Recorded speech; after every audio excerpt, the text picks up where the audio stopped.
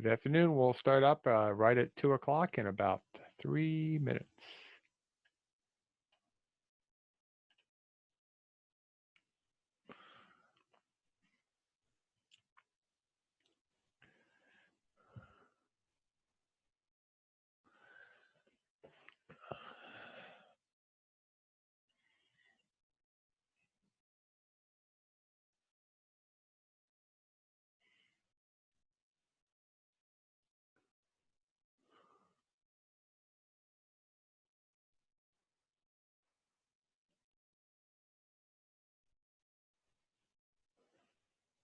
Good afternoon. We'll be starting up in about 2 minutes for a webinar on being careful out there, keeping everyone safe in the work zone.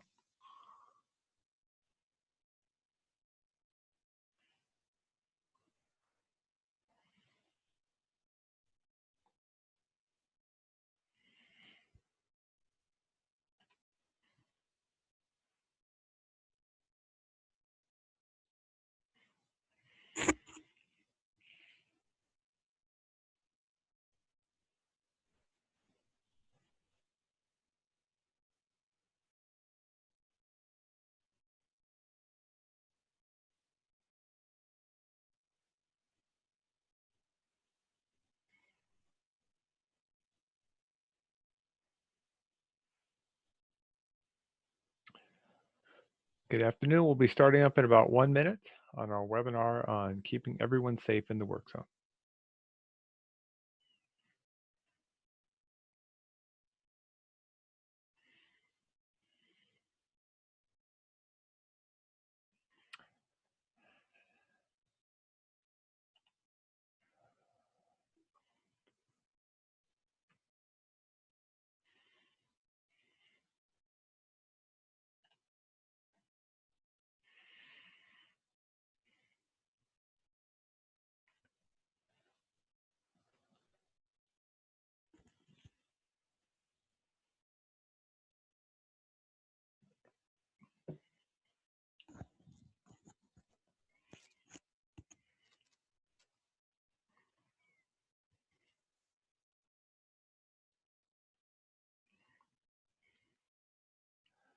So good afternoon and welcome to our 2 o'clock webinar on being careful out there, keeping everyone safe in the work zone. Today's handout is actually going to be using the Work Zone Pocket Guide available from the Cornell Local Roads program. The website is there, but you can also just search for it on our website, and we'll give you the address at the end of the webinar as well. Before we get started, my name is David Orr. I'm the director here at the Cornell Local Roads program, and just giving you a couple updates on some things we're doing with the program. We're going to be doing a virtual highway school next week. It would have been the highway school, but obviously things changed. So we're going to be doing a virtual with just a couple of sessions each day. On Monday, we're doing a welcome and a session on dealing with the town board. Tuesday, we'll be doing the legal panel. And on Wednesday, we're doing the Build a Better Mousetrap Competition Award winners and the duties of the highway superintendent. Just go to our website and sign up. I can't remember. I'll have to ask Adam to tell me if we're having folks sign up if it's all just being done Facebook Live. I can't remember. The legal panel you have to sign up for because that's via Zoom, but I think the others are just Facebook Live. Yes, they are Facebook Live. Just as a reminder for those who haven't been on one of our webinars before, the chat pod is disabled, though we may put some links in there. We may ask you to raise your hand during the course of the afternoon, and the Q&A pod is available. And so, for instance, someone hears, can you post the link of the handout in the chat pod? We'll do that here in just a minute. It's a link to the Work Zone Pocket Guide, if you would, please. This particular session is worth 1 professional development hour here in New York State. Only the person who's registered is able to get that particular certificate. We will be sending a certificate to everybody who registered for the webinar in a day or two. And so what you need to do is send us your certificate of attendance, and then we'll check. And as long as you've been here for at least 90% of the session, we'll send you on a professional development hour. Now, if you're from outside New York State, in this particular case, you could check with your LTAP center, but be careful because the standards here in New York are slightly different for work zones than they would be in most other states. So please be careful about that. Mainly is sign spacing more than anything else, and I'll explain that as we go along. So we'll go ahead and get started. Help me out. I'm going to do some launch a polling question for you just to tell me who's in the room out of the 70 or so of you who've signed in. So how many folks are at your site? Who do you work for? And then how long have you been at your job? If you've been on our webinars, you'll see this a lot. And just as a reminder, remember, certificate, you got to stay on 3/4 of the time, 75%, and PDH 90%.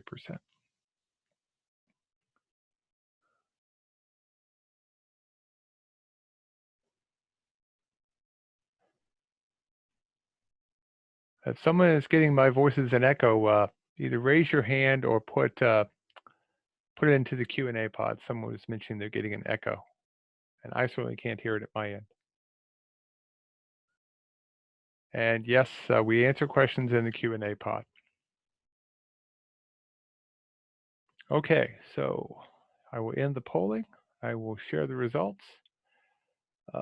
90% of you almost are pretty much by yourself. There are a few of you who are 10 or more, hopefully practicing good social distancing doing that. Most of you, over half, work for local government, but they're state consultants. And there are 6 honest people who work for the weekend.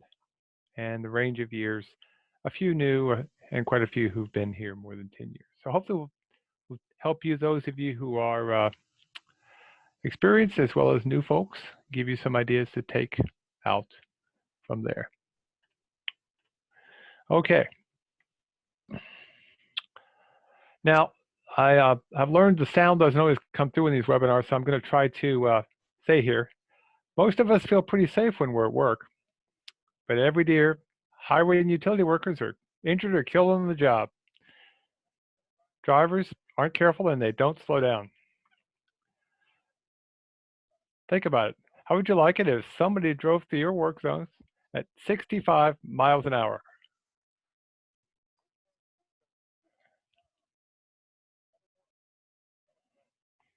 Now, this is a PSA that was put out actually out of South Carolina, but we've gotten permission to share it. It's a pretty good, it reminds us that for most of you, the workplace is the work zone. And so we need to be careful and slow down. And most drivers need to be reminded of that now and then. But we know they don't always listen. And we have to remember, going back to one of the webinars we did before, what do signs do? Well, the primary thing signs do is they communicate. And communication is the key. If you have good communications, you're going to be better off. Here's an example where somebody's taken over a work zone display board, and they've changed the words from work zone ahead to the end is near, caution, zombies ahead. Interesting, the big barrel monster at the beginning was also in Austin, Texas. I wonder if Austin has an issue with people taking over work zone equipment. Now, what do signs do? They actually communicate our regulations, our warning, and our information. And that's what good signs do, as we've said before. But of course, if we aren't doing a good job, signs can also communicate that we're too lazy, that we don't know how to slow down on our own streets, and we don't know where we're going. So signs are important, but people sometimes forget work zones are also part of the sign system just as well. So for instance, if you were in the upper left, you can see they're working on the sidewalk on both sides, and you see a little bitty sign, and it actually says sidewalk closed ahead, cross at the crosswalk. We need to think about all users in the work zone to really do our job right. Okay, and the one on the lower right, that was the entire signage, a piece of yellow tape. We need good signage. Work zones are important. So those of you who are watching, if you would do me a favor, you're driving up this road, you're in the left lane. They've closed off one lane, you're in the left lane. Where do you think you go here? Do I go straight or do I turn at this traffic light? What do you think? And by the way, to help you out, the sign in the distance says road closed. So what do you think I'm supposed to do here? Turn left? Turn left. Most people would say turn left, and I wouldn't blame them. And I watched several vehicles do it. Technically, what you were supposed to do is go up and go to the right where that car is up there. But if you've got a sign that says road closed, you're giving people an improper message. Somebody was trying to save signage. I know what they were trying to do, but they sent the wrong message. You got to cover up a sign that's not critical for the people driving down the roadway. So think about that. Maybe even drive through the work zone after you've set it up. And no, please do not put this on your display board if you've got one. You'll never get to work on time. No, that's not good. We got to work with the public. So who are the users? Well, obviously the traveling public, but we also have our own equipment operators, the supervisors of the crew, and the folks, the traffic control personnel, who a lot of times are separate. They're not part of the larger operation. Okay, so let's got to keep in mind all of those people who are in the work zone. Okay. Now, the traveling public, that's who we're trying to help. And what we're trying to do is get them through the work zone quickly and safely. That's our primary focus. Okay. With equipment operators, what do you think the equipment operator's primary focus is? What are they trying to get done? Let's see what people think in the Q&A. Get the job done. Yep. They're trying to keep working without slowing down. Absolutely. That's their primary focus. Okay. What do you think the supervisor's primary job is? And I saw a couple of you I know are superintendents. So what's your primary focus? Oversee the work site? Yep. Get the work done safely? Okay. Let's be honest. What people want to do is they want to get the job done as fast and as cheaply as possible. Come in under budget and ahead of time. Absolutely. Okay. Whether you're filling potholes and you're the colonel or you're just doing brush work, you want to get the job done fastly and cheaply. And by the way, safety actually comes into play. If you just do the math, you'll actually see that a safe work zone actually is a faster work zone. You can get more done. And of course, there's a cost of being injured. Now, of course, traffic control personnel, let's be honest, this is probably not the best traffic control personnel. They'd like a smoothly operating work zone that is easy to manage. This might be a little bit too lackadaisical. And yeah, you got to be able to see the work zone traffic control. Otherwise, it's not going to do much good. The reality is no one wants to be inconvenienced or placed in harm's way. That's the reality. I mean, I understand what the folks were doing with the utility. They were thinking, well, we'll just divert the traffic around the work zone. It's a 1-block detour. It's not that bad.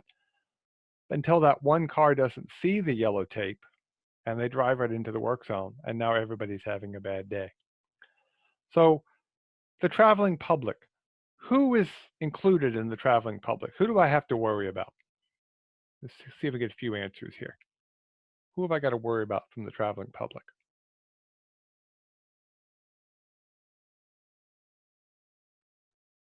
Mom and dad. Yeah, mom and dad are out there driving. Yeah, drivers and pedestrians, kids. Yeah, the person who is late, doesn't want to slow down, bicycles, strollers. Yeah, some good answers. Let's see what we got here. Everybody thinks about cars. We got that. We got buses. Somebody mentioned buses. We got trucks, which are slightly different. Drunks. Yeah, I don't have a list for drunks, but yeah, that's probably not a bad one to think about. Okay. All traffic, which includes bicycles, pedestrians, handicapped or disabled persons. Okay. Think about each work zone. Who's going through that work zone? And you may get different answers of what you have to do for different situations. In this case, I think they were worried about breakdancers. They didn't want any breakdancers in the site. So if you see a sign like this is on our campus here at Cornell, and it said this particular road that we're standing on will be closed with particular dates. Who do you think that sign is aimed at? Who do you think that sign is aimed at? Lawyers? I like that. Lawyers, that's a good one. Everyone? If you think about the size of the lettering, it should be aimed at pedestrians. They're the only ones who really can read it. The lettering size is too small. Think about who you're trying to tell. They put it because they thought cars were going to read it, but it was way too small.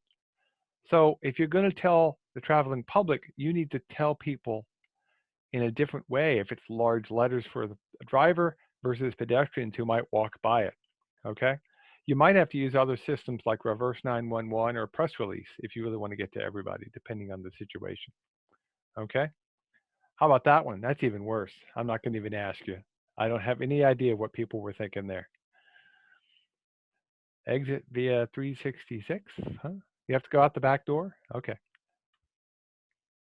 Now, in terms of buses, the biggest issue with both buses and trucks is they obviously have a different turning radius. They have different criteria in the widths.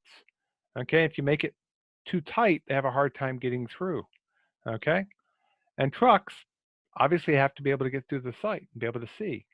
Okay, when it comes to bicycles, if you got many bicycles, you got to figure out where they're going to be going. Okay, and by the way, someone brought up a good point. For buses, if it's a school bus, you got to think about the routes that they're taking. Do you disrupt the routes? Are they going to still be able to pick up the kids? I mean, the poor bicyclist here has to go out into the lane, even though there's already a bike lane there. There's plenty of room on the grass to put the sign over there. Okay? And then, of course, pedestrians. Pedestrians are notorious. They go wherever they want to go. It's really hard to herd a pedestrian, and I'll show you that in just a second. And do me a favor, don't forget about people who are handicapped. And we always seem to think of somebody in a wheelchair. It's not just people in a wheelchair. It could be somebody with a walker. It could be someone who is blind. It could be someone who has a hard time hearing. So try to think of all the people who might be using the work zone. Okay? And now someone raises a point, sometimes tightening the zone slows traffic to a limited extent. But remember, if people have to cross each other, you don't want to increase the chances to hit each other too much, and then you create other problems because of safety. Okay. So I said pedestrians are notorious. I'm going to see if my video shows you. I got 3 videos. I'm taking a risk today. Let's see if the pedestrian, watch this pedestrian. It's going to show for me. What's he going to save himself? He's going to save himself maybe 5 seconds.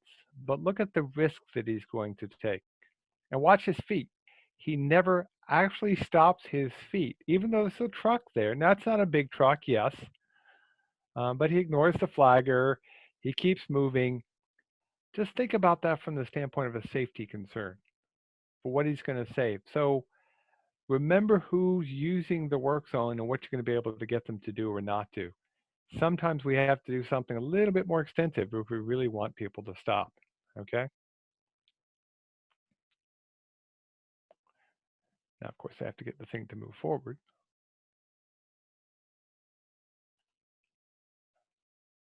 Okay. So what are the regulations? Here in New York State, we have the national MUTCD with the New York State Supplement. They're all available online. Okay.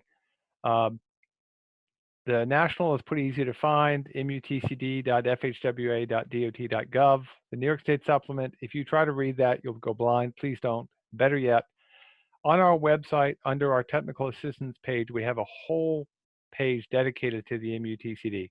All you got to do is go up in the search box, type MUTCD, and it'll come up, and you can get a link to all of these activities or our traffic sign handbook or any of the tools that I'm going to talk about today.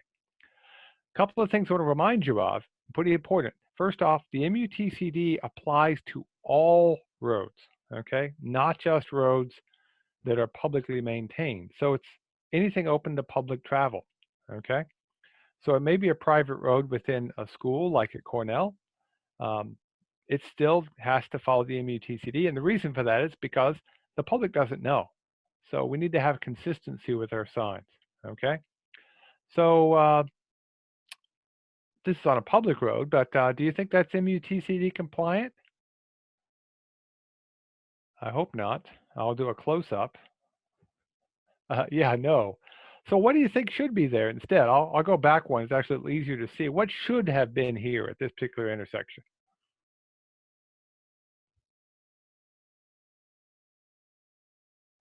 An arrow, detour signage.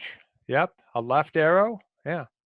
The worst part about it, in my mind, was the fact that not only was the sign not MUTCD compliant, but that sign, while it looks nice and bright, it's actually just red plastic on white plastic.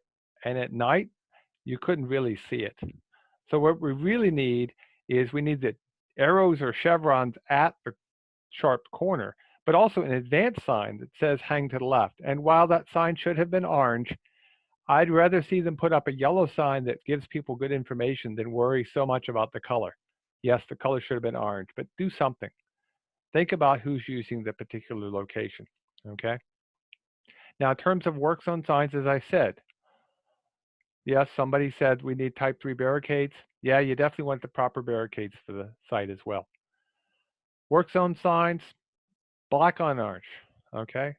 36-inch minimum size, and they should be at least 1 foot off the bottom of the ground. Now, is there an exception for a sign in a work zone that is not black on orange? Let's see if anybody knows that.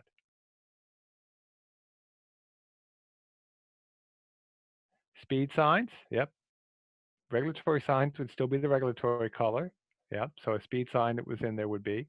Pedestrian, stop. Yep.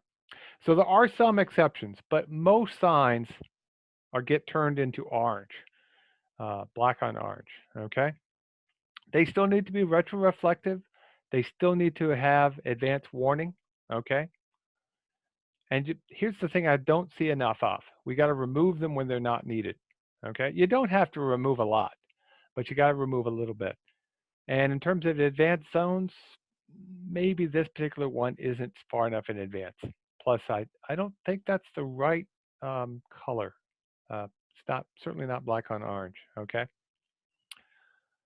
Now, I hope everybody is wearing the safety apparel out in the field, okay? Everybody in the right-of-way, whether you're on a federal or state road or any public road, should have on a proper vest with the side panels and everything. And that includes the fire and police if they're not actively engaged in fire cleanup or police person engaged in a police activity. They're directing traffic. They should have that on, okay? Mainly because, well, it's easier to be seen at night, but even during the day, it can make a bit of a difference, okay? So, how many workers can you see? See how many people got it. Yep, 5. Yep, that one wasn't too bad. 5, okay. 3 people wearing vests and 2 people that were investigating a crash who had a gun, and they said that would slow the traffic down, but they can't see it 55 miles an hour. But let me ask you this one. How many people are on the right for this one here?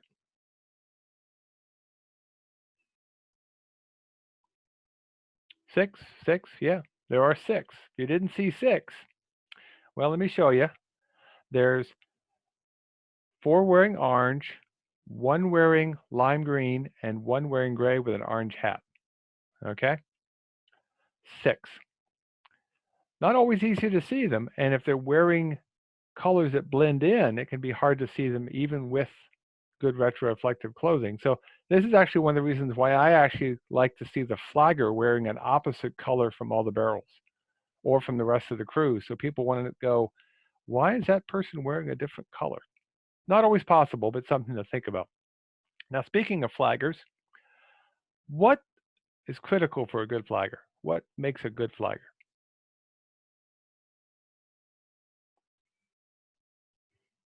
Visible, yep. Paying attention, they're alert, yep. Upright, intelligence. And yet, we're always putting the person in the flagging role that is probably the person who is youngest on the job, may have not always been trained. And yet, a flagger is the person who's the most important in some respects. Who is the first person the flagger should protect?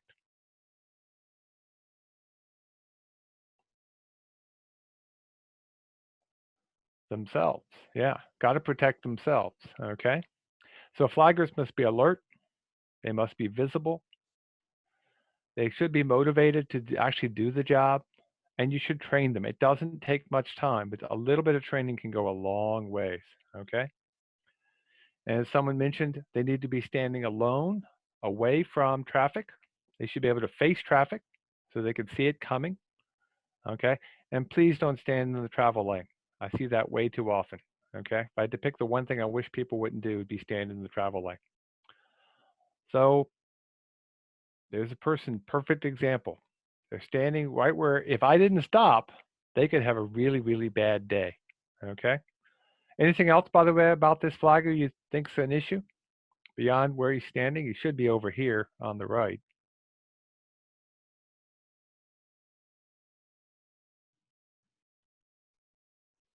He's looking away. Should be facing towards us, and he has the wrong kind of vest on. That vest needs a panel that comes all the way around the side. Okay. And yes, you should be using a paddle. In an emergency, short term, you can use the flag, but that's only until you can get the paddle in place. What's really sad is in this case, they have the paddle at the other side. So really, really needs to think about that. In fact, let me see if I can get my slide to move forward here to my next one here. This gentleman here, I slowly crept up on him, and eventually he told me I was number one. I think that's what he was meaning. He showed me yeah, I was number one. That's it.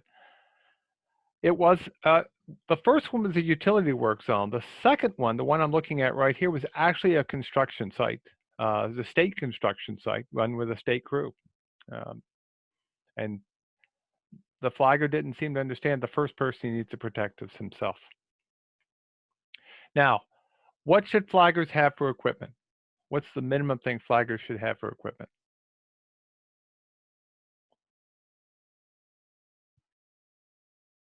A radio or somewhere to communicate, the proper PPE, which includes a vest, a hard hat, yep, a paddle, okay? Good answers. So let's see if we've got all the things we should have here. Paddle, proper safety vest, hard hat, which can also be used as a communication tool, suitable attire. And what do I mean by that? Well, on a day like today, you probably don't want to be wearing flannel. When this all started and we got snow, you might want the flannel on. Do you need work boots? Okay. Do you have sunscreen? All those little things. What do you got carried with you? Do you have a whistle or a horn to alert when some driver goes by you? Do you have water for hydration? Yeah. Okay. Big. Okay. Now, some people think that the work zone and signage belongs to the flagger, so therefore the flagger head and the other signs are actually part of the flagger operations. That depends on how you set things up. But if you think about it, the flagger head sign probably should move a little bit with the flagger. We do it right, but that's a bit of a challenge, I know. Now, in terms of one or two flagger operations, you can do this. I like the one flagger operation, but there's some concerns about one flagger operations, and I want you to tell me, when can I use the one flagger operation? Anybody know? Less than 45? Low volume road? So I'm going to look it up in the book while you guys are talking about it. Stationary work site, very short work area. Okay. So again, you can download this off our website, or we do have printed copies, and we hope soon to be able to start mailing them out. So if you need some of these, let us know. I'm hoping within a week or so we can start mailing these out, and we have lots of them that they're just itching to get out and get mailed. They want to get used. So let's see what it says here. For a one lane closure on a 2-lane low volume road, low volume, okay? Less than 400. Don't go above that for one person operations, please. Okay? You can do one flagger in that particular case. Okay, but you got to be able to see in both directions. Okay, great sight lines. What you really want to be able to see is the stopping distance. So if somebody sees the work zone, they have time to stop, which really means they need to be able to see it from about the time of that first sign. Okay. So this is the visual. I'm showing the panel on my view screen right here, but available on our website. You can get the booklet if you need to. Okay, so a two-person operation is preferred if you get higher volumes or high speed, and they communicate with each other. Okay, and they could use their hats, they could use a radio. There's lots of different ways. Okay. What should be the stopping distance in a one flagger operation? That's a great question. Okay, a couple of ways to do that. You could look it up in the traffic sign handbook, but you can also look it up. It turns out, I happen to know, if you look it up in the book, the guidelines for the buffer links can help you out there. So find the guidelines for the buffer links, and that lateral buffer will tell you how far sight distance you need to have. You need that as a minimum, probably more in some cases. Depends on how fast people are traveling. Okay. And yes, I will mention the app here in a little bit, Mr. Al. Now, flagging when you have opposite traffic flows at an intersection, that's one case where you may need a flag rather than a paddle, because it really can be difficult to actually set the paddles up. You need multiple people. So you may have to use a flagger in that particular case. But do me a favor. This isn't NASCAR restarting with no fans. Don't be waving that flag around. You're using it as a tool to help people understand where they need to go. Okay? So keep that in mind. So what I want to do now is, the first half I want to go some of the basics. What I want to do now is I want to go through and I want to help you figure out how to prepare a traffic control plan. You should, for every work zone, have a traffic control plan in place. Why should I have a traffic control plan in place? What are the primary reasons I should have a traffic control plan?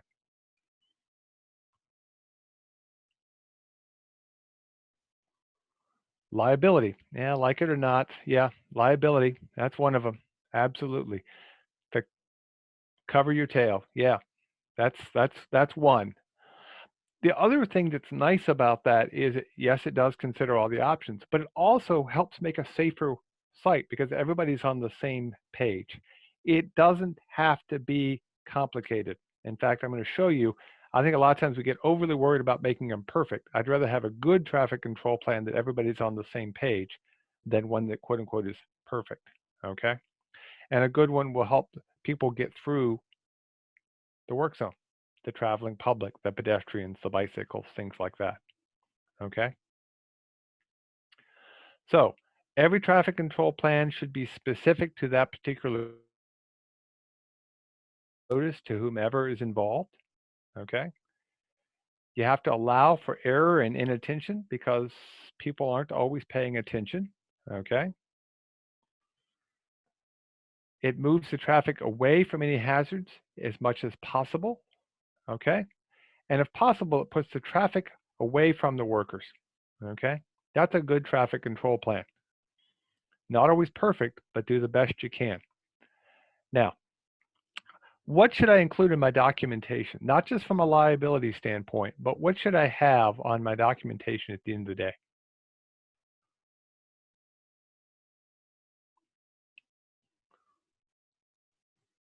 Pictures?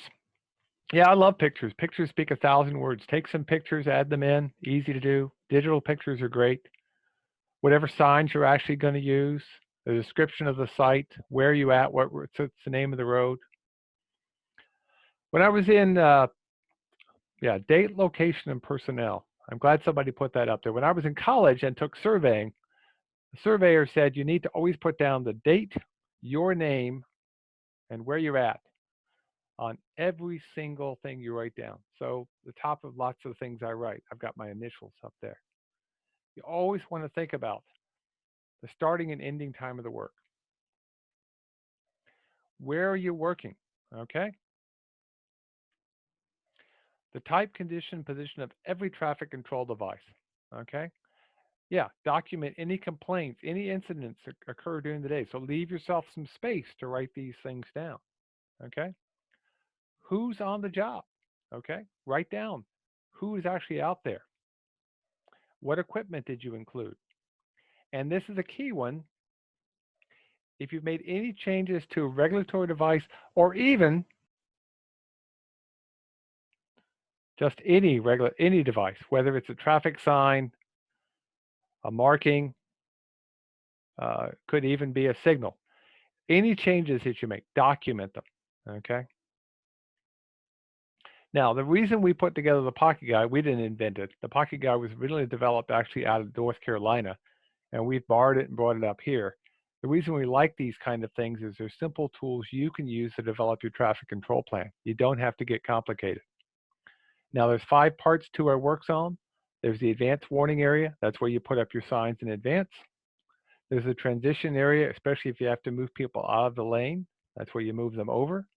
You have a buffer area to give you some space because people don't always pay attention. They try to drive into the work zone. There's the work zone area itself. And then finally, you may or may not need it, but you want to terminate the work zone if it's not obvious. Maybe even tell people with a sign. So let's go through each of these and make sure we're on the same page. The advanced warning area, you need 3 signs on a high-speed road, okay? Do I see less than that in a lot of cases? Should you have less than that in most cases? No. But you want 3 signs on a high-speed road. And a high speed really means anything above 30, if you want the honest truth. So you need a general warning, hey, you, something's happening. A specific warning, we're losing a lane, there's a flagger ahead, you're going to have to merge, okay? And then give them the specific instructions. Here's the flagger, here's the taper point, things like that, okay? So the most common work zone we see is the 2-lane closure, the 1-lane closure on a 2-lane road, okay? So obviously the first sign you come to, road work ahead or the symbol sign, okay? A 1-lane road ahead would be, hey, there's going to be a 1-lane road ahead, so you're going to have to probably stop. And so therefore, there's a flagger ahead. That's going to be your next one, okay? So keep that in mind, okay? And somebody put in the chat pod, some places have 4 or 5 advanced signs for high speed. Yeah, and the interstate, you could have even more. 3 is the minimum. The only exception is there's a couple of places you can use maybe 2 signs if it's either really low speed or you're not actually on the roadway itself, okay? But normally 3 signs. It's situational to some extent. But that's the whole point. These pocket guides and tools help us. We don't have to reinvent the wheel, okay? Now, you put up your advanced signage. You then have a transition area that you have to deal with, okay, to move people over. You need enough cones so that you stop people from thinking they can go on through. What's the minimum number of cones you think you need in a transition to move people from 1 lane to the closed lane?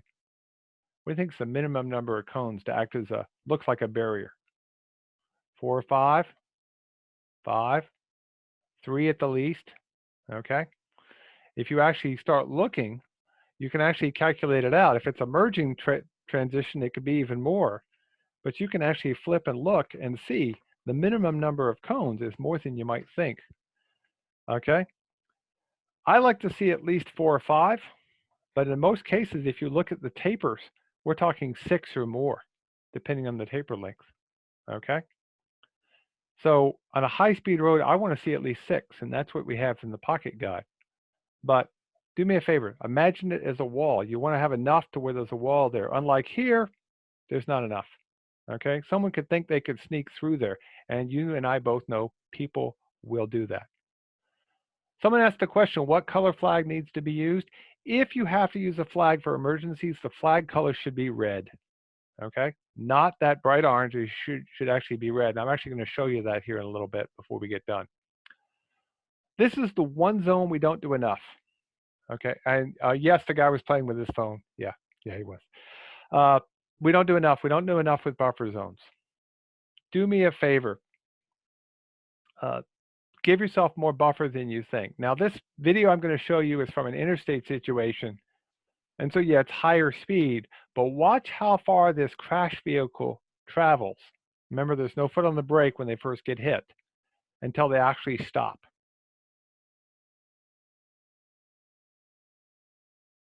So he waits, the hit occurs, then he puts on the brake, and he still moves several hundred feet, okay? So give yourself more buffer than you think. Because what you want to think about is somebody driving into your work zone, they're going to hit those cones. If you've done a good job, the cones are crossing their way. That usually gets their attention. But now you need enough distance for them to stop, okay? And if you think about, if you're on a road that's got centerline markings, that's about 40 feet for every skip line, as our friend Al has said. And if there are no cones, well, you'll get exactly what happened here. That's why those cones are so critical at the upstream end of any good work zone. Okay? So you need advanced signage, and you definitely want some cones across the lane to stop people from driving into the site. Okay? And then you have the work area. And the work area, you want to put cones around it. Okay? Yes, it was over 160 feet. I think it was about 175 if I did the calculation correctly. But you want cones around your work site. And if you're only using a single flagger, where should that flagger be standing?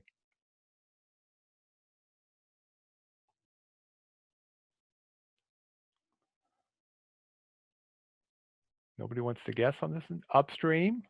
Yep. Forward of the work area? Yep. In front of the work? Yeah. If there's a two-person flagger, they should definitely be in front. There should be some cones here. If you're only using one, should actually be on the opposite side of the road. Now, this traffic on this road was too hot. There was way too much traffic. They really shouldn't have been there. But you want a situation where the flagger is separated from everything else. Okay? And by the way, if a car gets too close to that flagger, again, should have had a paddle, but it gets too close and he decides to take a step backwards, what's going to happen to the guy working on the catch basin? He's going to have a really, really bad day. Okay? And then finally, the termination zone. You don't always have this, but imagine somebody driving through this site. How do they know it's over? You just put an end road work sign. Okay? Now, what's the spacing? For the advanced work zone signage, the spacing is pretty simple. We actually have an extra spacing here in New York. So we actually have 3 different spacings for urban, 100 to 350 feet. Rural areas, it's 500 feet between them. Okay. Again, you can look up the numbers. But here's the key. The placement of the signs is pretty critical. In fact, it's the most dangerous period. So think about putting the signs up in a way that's sort of safe as possible. So the first sign goes up is road work ahead. Then, in this case, the one-lane road is the second sign. And then finally, the flagger sign. Then activate the work zone. And when you remove it, deactivate the work zone and remove the signs. Okay? Think about this whole process. And a critical point, hide, cover, or turn away your work zone signs when they're not needed. So you're going to take a lunch break. You may need the advanced signage, depending, but a lot of times you can just turn those signs. Just turn them 90 degrees. It's all you got to do. If you leave the sign up forever, people are going to learn to ignore them. Please cover them up. Okay? So in this particular case, we would put up the road work ahead. We'd put up the one-lane road. We'd put up the flagger symbol. We'd activate the work zone, okay, and then deactivate it. Now, obviously, a pocket guide or a drawing that's available on the state website isn't going to show a road with a curve like that. It's usually going to be something like a straight sign like this. Well, that's actually fairly easy to fix. You take a snapshot or a picture or a copy of the thing from the pocket guide, but you make a sketch of the actual layout of the particular roadway itself. Okay, so let's look here. Is this a pretty good looking work zone? Is this okay?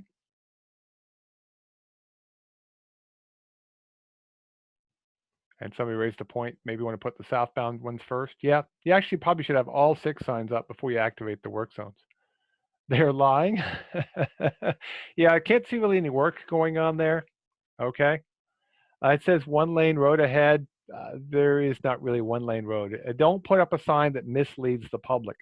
I didn't have as much problem with there only being 2 signs because it's a tight village type setting as I did with they shouldn't have really used a one lane road. All they'd really done is closed off and made the lane a little narrow. Okay, so a road narrow sign or some other sign might have been more valuable. I know we don't all own these things, so do the best with what you've got. Okay, but try not to mislead the public any more than you can. Okay, a shoulder closed ahead would have been preferred, but again, I know what the reality is. Now, the work zone safety pocket guide, again, as I said, we can get those to you. We have lots of them. They were printed with a grant from the Governor's Traffic Safety Committee. So we can hopefully start getting those out to you. So I send us an email and we'll ship them out to you. Now, how do you prepare a traffic control plan? What I typically will do is I pick my site before I get out there if you can, but you can always do it on site, which is sort of cool. Okay. And then all you got to do is you got to look and figure out what you're going to choose for your work zone. Now, rather than having us flip through the guide, it's a little hard for me to see you today. I picked out the 3 scenarios that I think are closest. And I'll go back one. You can see the site. Okay. It's real close to the building where I work. Okay. So based upon that, which of these 3 do you think is best? I flipped through the pocket guide and found atypical, as somebody mentioned in the Q&A pod. Which one do you like the best?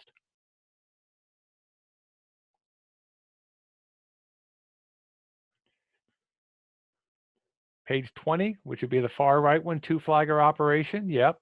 Someone else likes the first one, lane closure on a minor street with no flags at all. Okay, no flagger whatsoever. Okay. It turns out these 3 scenarios are the most commonly ones I see going around. Okay.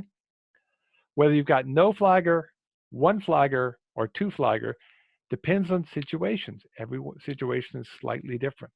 Okay. But do me a favor, think long and hard about the differences between those. So for instance, if you had no flaggers at all, what do you think the maximum speed ought to be if there was no flagger way over here on the left? And I got to change my pen color while y'all give me an answer. 15 miles an hour, 30 miles an hour? Yeah, slow, low volume, and great sight distance. Okay? Because essentially what you've done is you've made yourself a 1-lane road, and people have to self-regulate. And someone mentioned it might depend on the time of day. Yeah, you probably shouldn't be doing this at night. It should be during daytime operations. In fact, in some cases, I know people who will actually go through and they'll actually put up, I don't have quite the room to put it here on the side. They'll actually put stop signs at each end. And they have to move the signage around to do that and have people self-regulate back and forth. And when do you do that? Well, again, low volume, residential, maybe. Okay. And then, but if it's at night, yeah, you might have to close the road, something like that. We've already talked about the other options with the 1-flagger or the 2-flagger operations. Think about that. By the way, if you want to do 1-flagger, do me a favor. Find someone who likes to move. Because what I like to do when I've done the 1-flagger operation myself is if I've got the lane closed off from coming from the bottom of the page, so when I'm ready to stop, I'm closest to the people I'm going to stop. You have to actually move a little bit. It's good exercise. So how do I create my traffic control plan? Again, I don't want people to go crazy here. Here's all you got to do. Find the scenario that works the best and go over to a copier, or these days take a picture with your cell phone. Okay. In this case, I just did it with a copier, and I then wrote down the rest of the work. Okay. So in this particular case, my traffic control plan, I put my name on it, I sign it, I put the date. What am I doing? A water main repair or whatever the work is. Where am I doing it? Between here and there. List of the crew. I didn't use a utility road. I used a utility work ahead rather than a road work ahead sign. What else do I need on here? What else am I missing?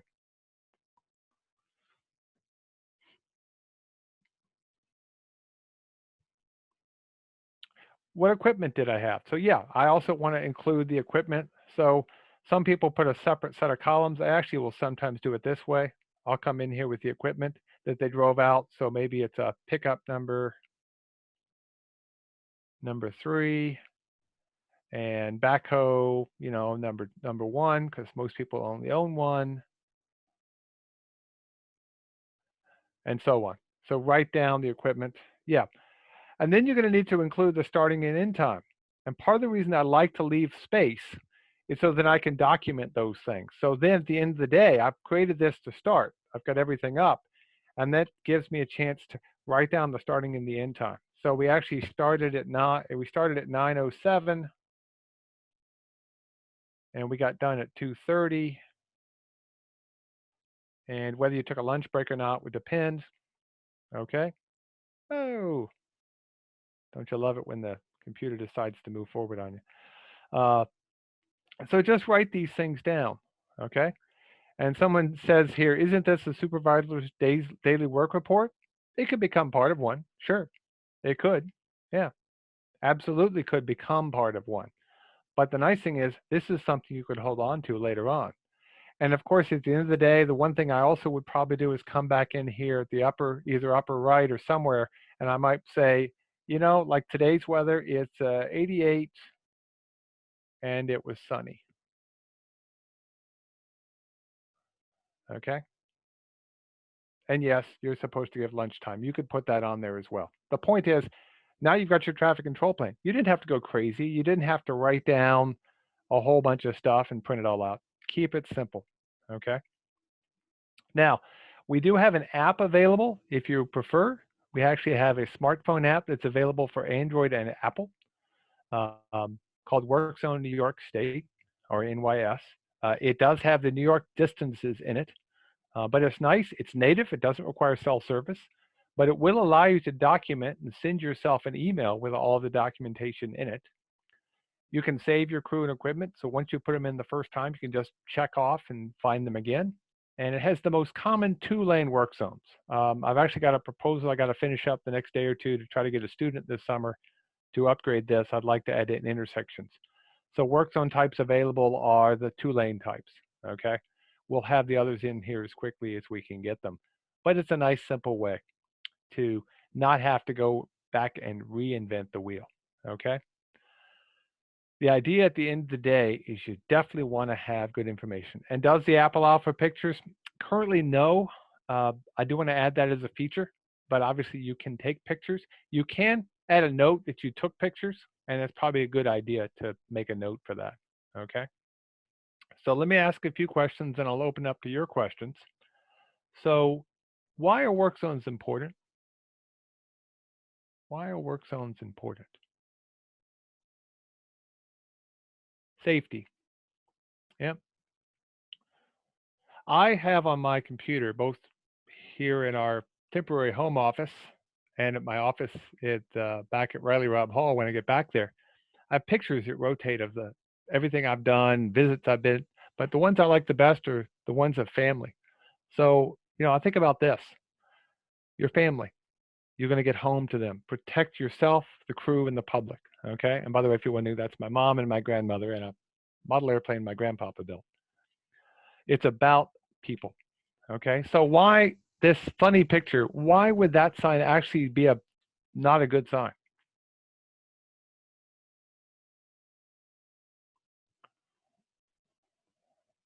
It's distracting. It's not serious. It doesn't give people a message of what they're supposed to do. Okay. Yeah, it's funny, but it also could be a distraction and could lead to a crash. Okay. So should work zone signs be retroreflective? Vampires already ate the zombies. I like that. That's good. Yeah. Work zone signs should be retroreflective. And people go, well, we're only using them during the day. Last time I checked, in most of New York State, it gets dark pretty darn early and it gets late pretty darn late certain times of the year. So go ahead, get retroreflective signs. They don't cost that much more. The roll-up types are fine. The motorcycle would appreciate the tape if he ever saw it. It's just that thin yellow stuff. He would have gone right through it. Where should the flagger be standing? On the shoulder. Yeah, edge of the road. Easy way to think about this. If you do get distracted, he should have been facing me, but let's assume you get distracted. You want to have it in a situation where if a driver is distracted, they don't hit you. Because we know that if a person hits you with a car at 40 miles an hour or greater, what are your chances of walking away? Yeah, you need an escape route. They're pretty slim. They're not zero, but they're less than 10%. Okay. And if they're above that, we're not talking not walking away hospital. We're talking not walking away ever. What's the proper color for a good work zone sign?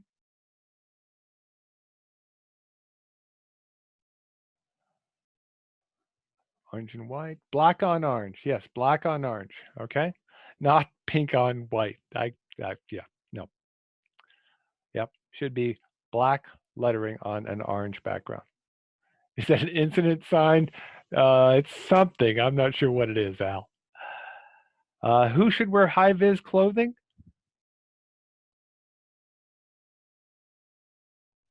Everyone. Yep.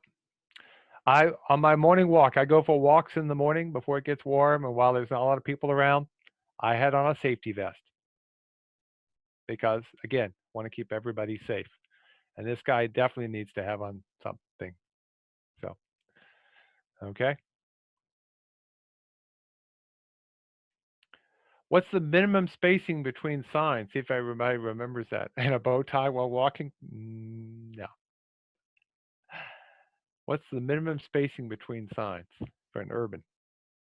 100 to 350 feet? Yep. And while I'm at it, what's the distance for rural signs? 500 feet. Very good. Okay. What's the minimum height to the bottom of the sign? 1 foot. Why do we have 1 foot? Why do you think that's a good idea, by the way?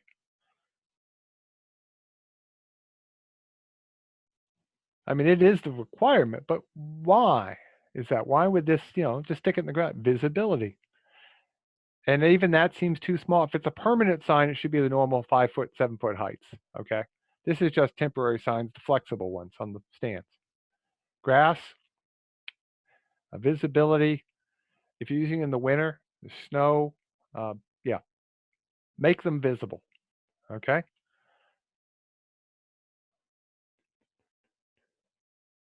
What are the 5 parts of the work zone?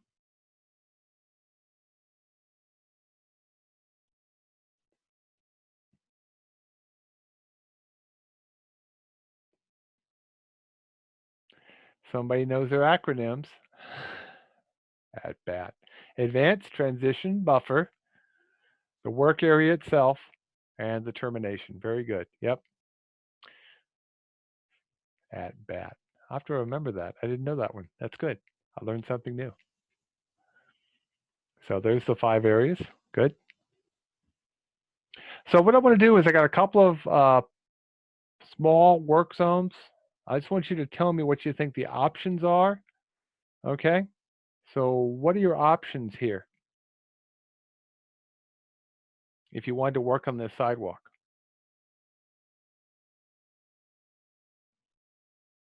You could use the shoulder. You could walk to the other side. You might close the lane. Again, think about the users, okay? You might do a shoulder work ahead sign for the drivers, but then have some way to get the pedestrians around if you have a lot of pedestrians. Yeah, good choice, good thinking. How about this one?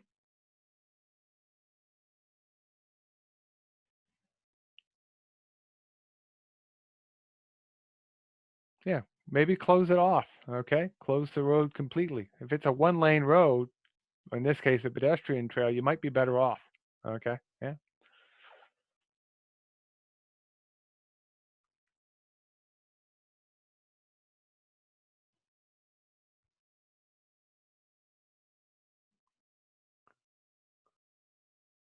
What do you think you're going to do here? Got to move that sign. Yes, technically we should have different larger signs, but think about the people using it. If you really think that pedestrian detour sign is enough, and it might actually be for pedestrians, you don't want it so close to the work zone. You still need a buffer. You still need to get people away from the work zone. Okay. So think about advance warning. Think about who's using the site. Okay. Think about where people are going to walk, where people are going to drive. Yeah, you don't want to confuse people. Okay. You want to keep it simple. Okay. So I got one more for you. Uh, most of this was pretty good. Some advanced notice would be helpful. What do you notice here, though? Anything about this particular work zone that anybody catches?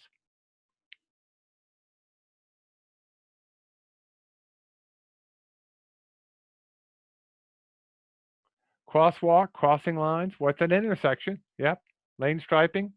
Yeah, you should black out the lines not being used because you're just going to confuse people with faded paint. Okay. The white lines can be very confusing. There's a whole bunch of things. Think about this. An all-way stop with only one stop sign, they've actually closed off both sides, so there's really no reason to technically stop people other than maybe the crosswalk. But yeah, there might be other things. And by the way, what do you notice about the stop sign in the left picture? Anybody get it?